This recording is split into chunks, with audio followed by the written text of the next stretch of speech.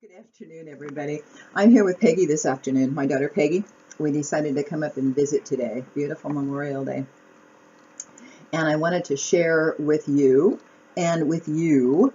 I've been doing a lot more research. Not a lot more research, but I try to do something every day. I try to find out something every day about what's going on.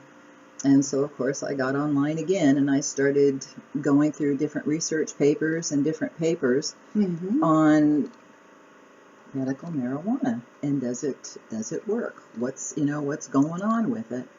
And I ran across a couple of very interesting articles, and one was on nutrition, and one of the doctors was talking about nutrition, and he was saying how in medical school, they were given 1 hour of nutritional education. In all of his medical schooling, 1 hour of nutrition. And the interviewer interviewed about 7, 8 different doctors, and they said the same thing, about 1 hour of nutrition in medical school. Okay. Then this other interviewer had gone across Japan, and he was talking to different Japanese doctors. And the Japanese doctors told him that there is a law in Japan that says you must do any kind of therapy that's available to do. There isn't just one thing to do. There's many different therapies, and they are encouraged to use as many different kind of cancer therapies as they possibly can. And so that's a little bit different than in the United States, where there's just like one prescribed therapy, and that's the chemo or surgery, and then followed by radiation. You're not given a choice like down at UC Davis. We almost thought that they had some alternative down there. We were almost led to believe that, but no, they don't. And so there's no nutrition plan. There's no alternative methods. So basically, the thing that they do push for is chemo. Yeah, that's chemo. The only answer they really have to give you is chemo. Yeah. Or radiation and surgery. Yeah. And usually it's chemo first, then they want to do the surgery. And then follow with more chemo or radiation. Because with a lot of people, too, that have cancer, as soon as they cut them open to do the first incision and the surgery, the air hits the cancer and it spreads. That has happened. That has happened. Well, you want to know why? You want to know why that medicine doesn't teach the nutrition and the part that food plays in your overall general health? If you want to know that, then you have to go back to the early part of the 19th century, right around 1905, 1906, right around in there. There were over 1,500 different schools across the United States that taught alternative, what are now called alternative medicine practices. And about that time, Rockefeller had all the development in the coal and the oil industry. And they were looking for things to use the coal and the oil for, markets for it. And one of the things that they found out, Rockefeller found out, was that different medicines and vaccines can be made from coal tar. And so he started pushing that avenue to these different medical schools. And how he got the different medical schools to go along with his program was that he gave them thousands and thousands and thousands and thousands of dollars in grants.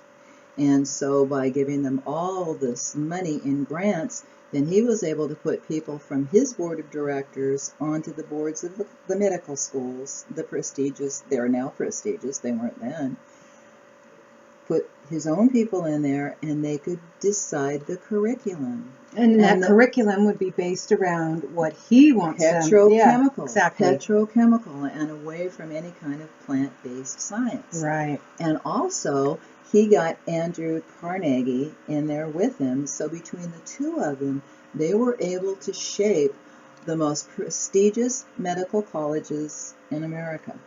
Those two. And they were the ones that effectively changed the course of medicine. And isn't that about the time they came out with that movie Reefer Madness? Oh, that was where it just made it look like it looked like there was a whole. They might as well just said, "This is what happens when you take LSD." That is just such a farce. It was terrible. It was terrible. It was a terrible attack on something. And also, Rockefeller was very much against hemp, any kind of development in hemp, because hemp could be used as a fuel, and that would be in direct competition with the oil industry. And what about the lumber industry? The lumber industry, now there we find William Randolph Hearst. And he was the one that effectively squashed hemp, and he was the one that ran the whole campaign across America to demonize marijuana. Because of the forests. He didn't want the hemp. So in the meantime,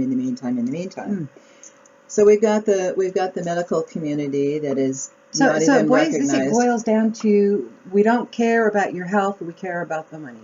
Well, yeah.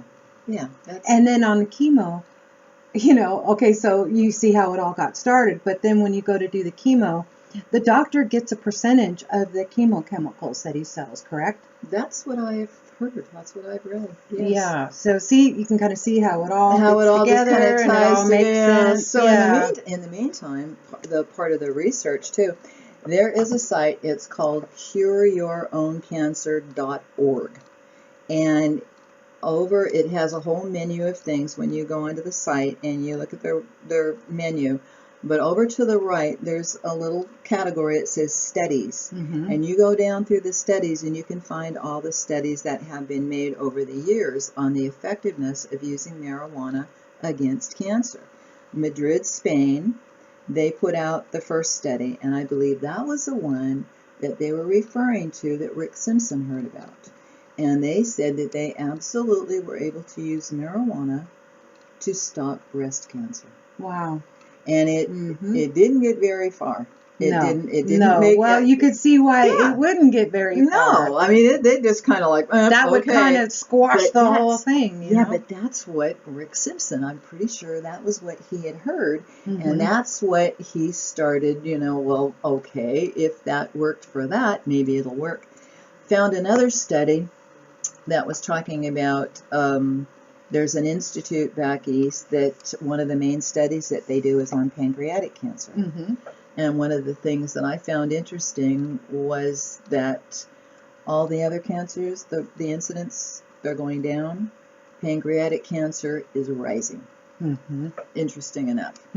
Another thing, tracking all that down, one of the things, and that's why I'm on this diet. The diet that I am on is a no inflammation diet. This is more studying that I've been doing here. No inflammation.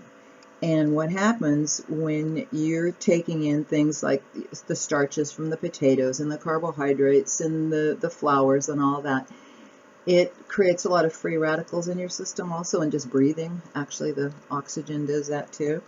And so what, the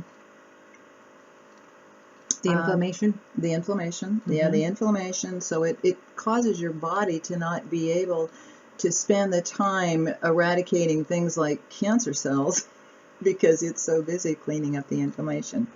And so that is one of the things that causes cancer. And also, the chemicals. I was reading another study that so many of the men that came back from the different Afghanistan and all that, they've got cancers that nobody's even heard of. Absolutely haven't even heard of. Crazy. So you get all the little pathway disruptors. So anyway, that's what I've been coming across here lately, and that's what I wanted to talk to you. Well, that is amazing information. Yeah. That is amazing to know. And so, yes, they have done. Oh, and at one time, our own government did a study on marijuana. They were trying to prove that THC messes up your immune system. And they found just the opposite. It was helping everything that the scientists were studying. It was helping everything, and so they shut down the study immediately.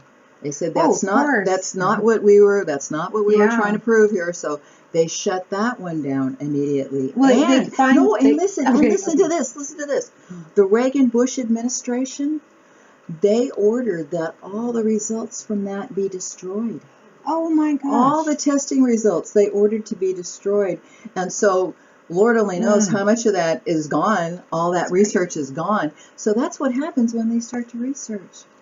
Yeah, and then you destroy the findings. Yeah, because we certainly don't want anybody to be curing their own cancer with something as simple as Rick Simpson oil.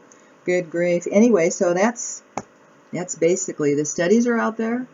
It does work through the apoptosis.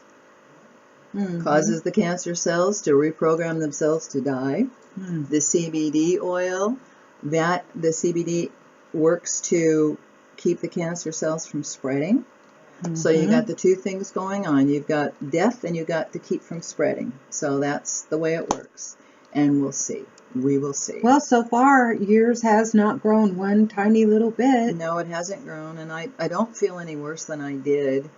You know, I haven't felt really good in a long time. I really haven't, because my pancreas isn't working the way it's supposed to. But as you know, what could be going on right now is pretty awful.